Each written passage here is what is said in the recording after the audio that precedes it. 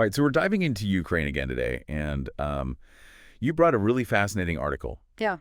detailing like a ton of diplomatic activity, Yeah. high-level meetings, Lots of moving pieces. some pretty strong statements from some world leaders. Absolutely. It seems like there's a lot to unpack here. There's a lot going on. So where should we even start with this? Well, I think the situation in Ukraine is like this puzzle, and the pieces are constantly changing. Yeah. And there are so many players and so many different interests. And I think today we're going to try to help you understand Right. what's at stake, not just for Ukraine, but for Europe and for the world, really. That sounds great. Okay, so the article starts off with this summit Mm. that was put together by UK Prime Minister Keir Starmer, Yeah.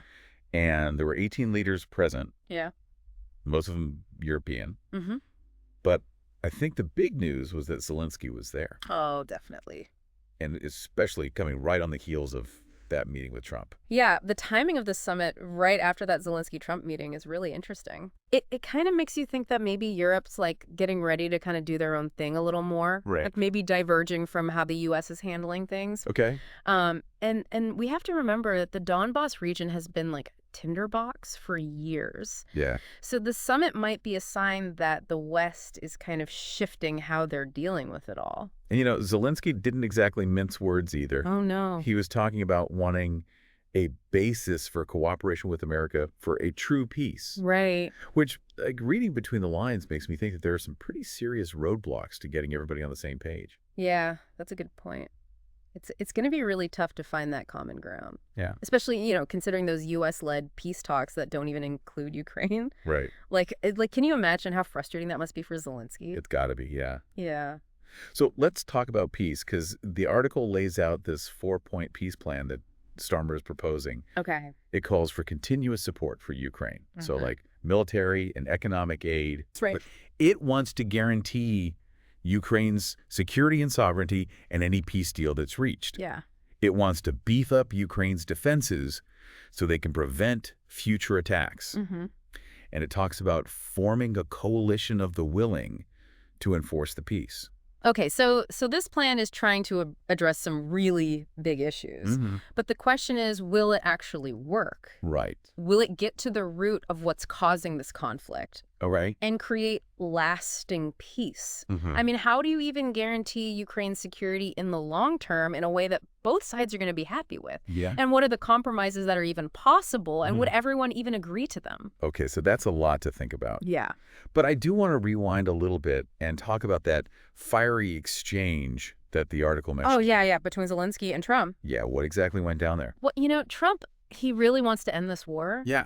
But the way he's going about it, Right. especially like how much he trusts Putin, is really rubbing a lot of America's allies the wrong way. Okay. It's not really how most countries handle diplomacy, and it's causing some tension for sure. It's almost like we're watching two different movies at the same time. Yeah. We have Europe with the UK kind of taking the lead, trying to make peace happen on their terms. Mm-hmm. And then we have the US just kind of doing its own thing, which might not line up with what everyone else wants. Right. So that potential split in the West, that's going to be a major red flag. Oh, absolutely.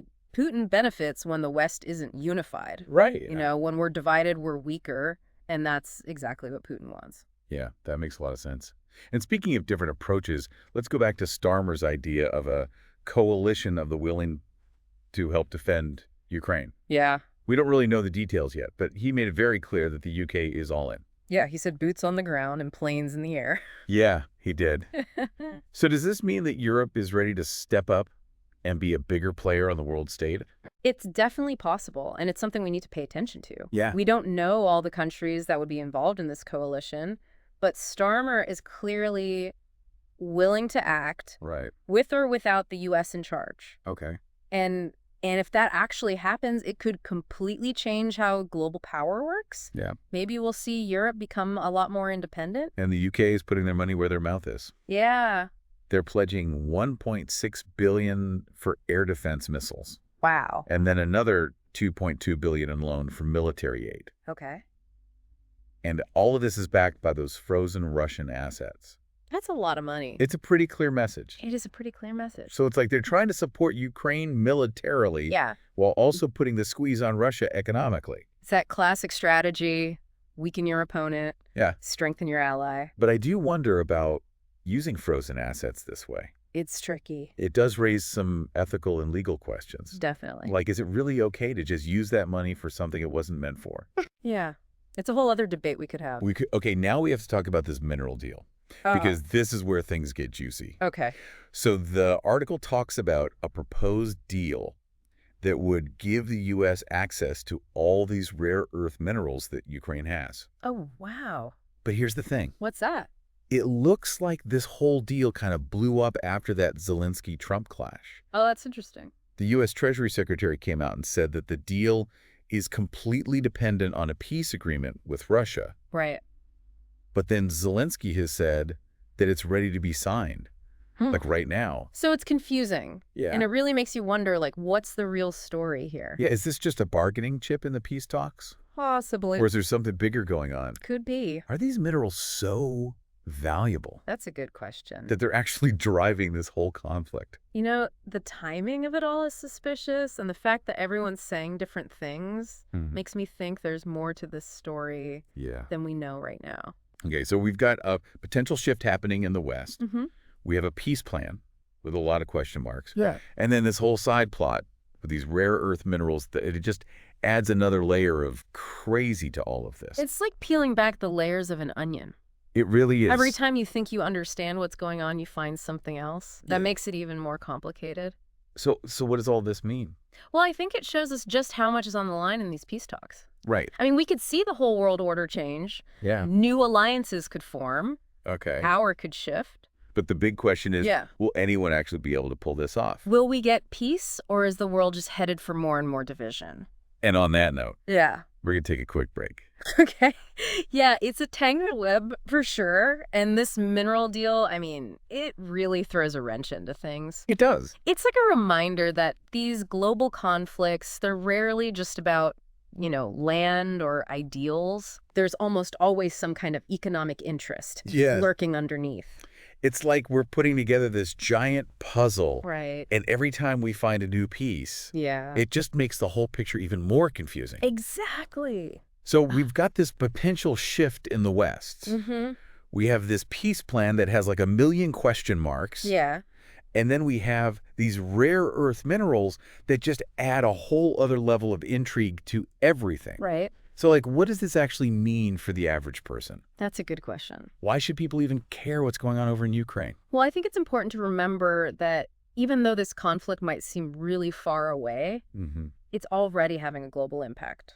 How so? Well, we're seeing it in energy prices, Oh, yeah. food security, Right. global trade. Right. And if this thing keeps dragging on, it could really destabilize the global economy. Yeah. And it could even make the tension between different countries even worse. So it's a reminder that what happens in one part of the world can really affect everyone else. Absolutely. We're all connected. We are. So where do we go from here? That's the big question. What are some of the ways this could all play out? Well, one possibility is that these diplomatic efforts actually work. Okay. And we see some kind of negotiated settlement. Right. But that would require both sides to give up some things. Yeah. And honestly, it's hard to say if Russia is really interested in peace right now. Especially with Putin's track record. Yeah, he's not really known for backing down or compromising. So that's one possibility. What's another? Another scenario, and this one's a little scarier, Okay. is that the conflict actually gets worse. Okay. And it spills over into other countries. Right. And then the whole region becomes unstable. That's not good.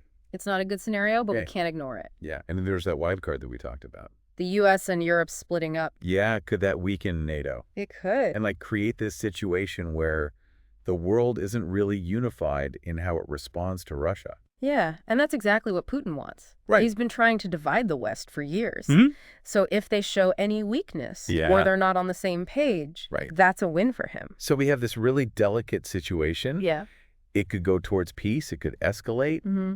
Or the West could completely fall apart in how they're responding to all of this. Exactly. It really feels like we're at a crossroads. We are. So what are the things that are going to determine what happens?